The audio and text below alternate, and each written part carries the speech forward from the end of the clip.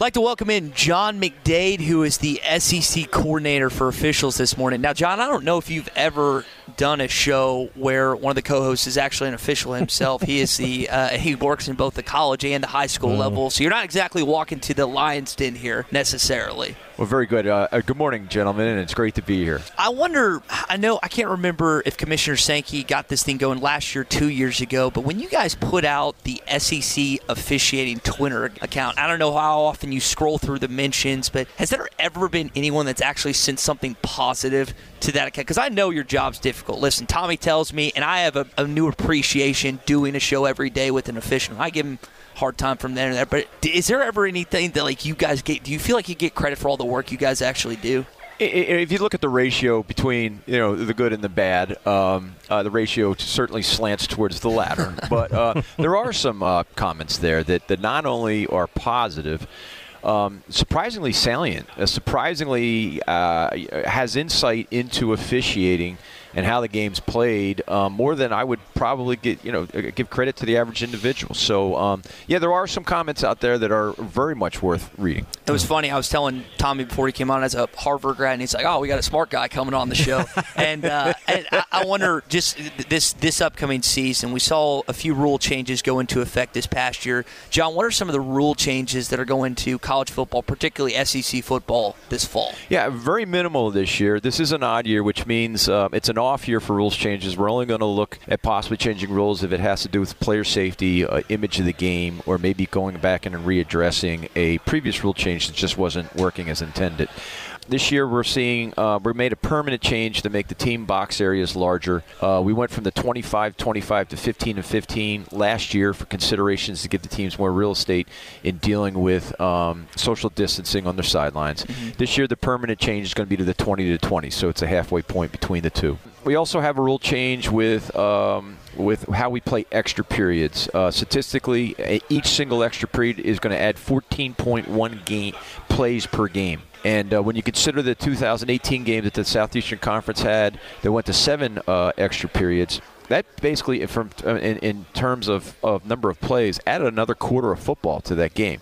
So the new rule now is first extra period, you score a touchdown, you can kick for 1 point or score a touchdown for 2.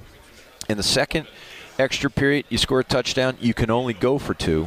And then in the third and any subsequent extra period, we're going to put the ball at the 3-yard line, and we're only going to have 2-point plays. John, one of the things that still comes up on our show a lot is clear and immediate recovery in the end of the Arkansas-Auburn game last year. I know there's an editorial change this year, not a rule change, but an editorial change with recovery in the immediate and continuing action detailed. Can you tell us what that means for this season and how that will be handled in the replay booth? There was a lot of conversation nationally this offseason on what is the definition of the continuing immediate action. And, ultimately, all the conversation didn't change the fact that it's a judgment call.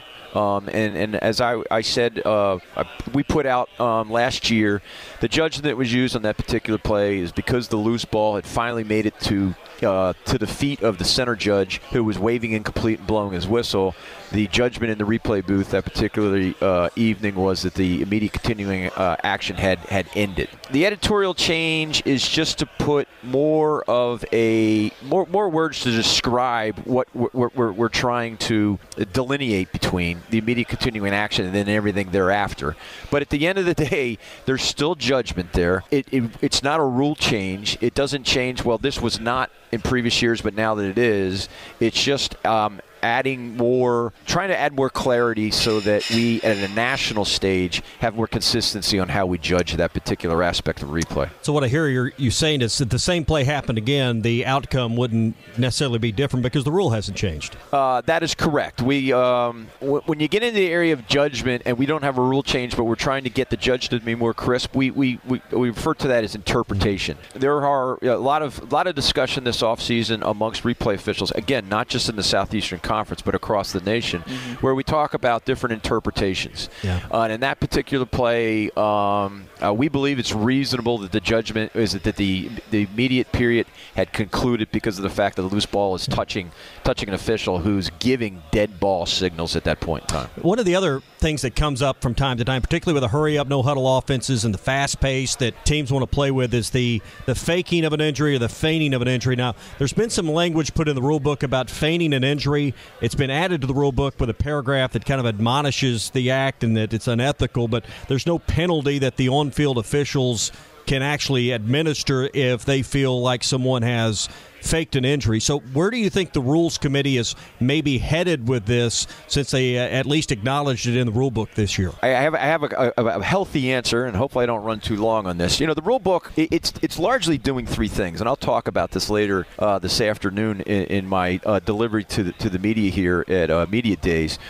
It's defining the balance we want between the offense and the defense.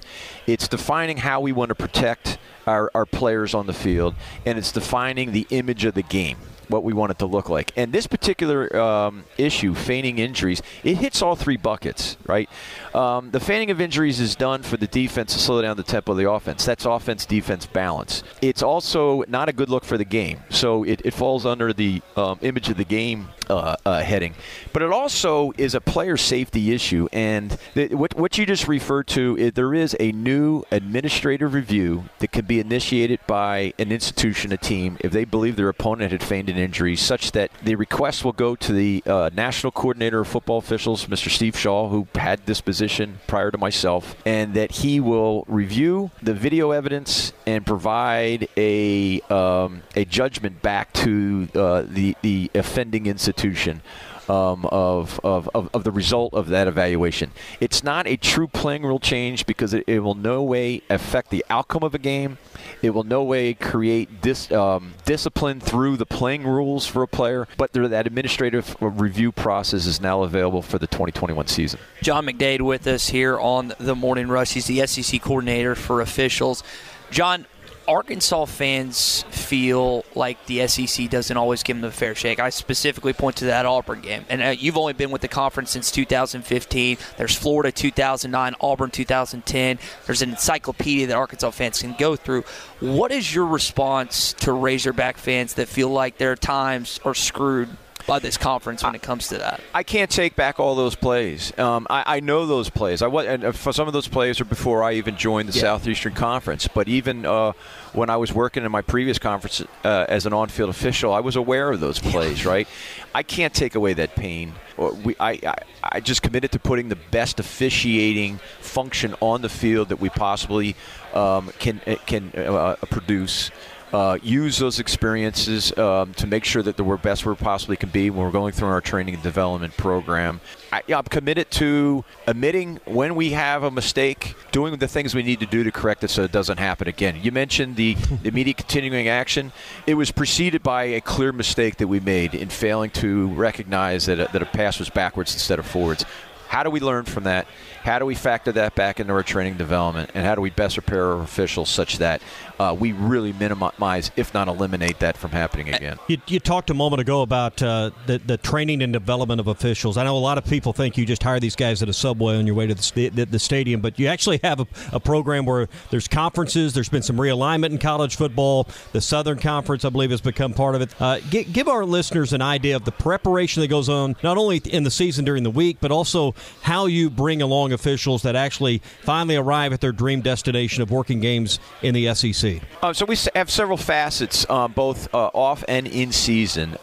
We have, I'll start from the beginning of the football season for us in the off season, which would be January. We have our year-end evaluations that are one-on-one conversations with officials about how they did the previous season. We have a 14 to 16 week set of rule quizzes that will go through the spring and early summer. We have a spring clinic, which has been virtual the last 2 years, which is both all officials together talking about officiating subjects that are common to all 8 officials on the field, and then we have breakout sessions that specialize this is for the deep officials, this is for the line of scrimmage officials, etc. We also have what we call our Preseason Clinic, which will be next week here in Birmingham, July 29th through 31st, where we're going even more in depth, again, talking about issues that are common to all 8 officials on the field working as a crew, like game management, but also issues that are very specific to maybe the downfield officials looking at pass interference and defensive holding calls against eligible receivers.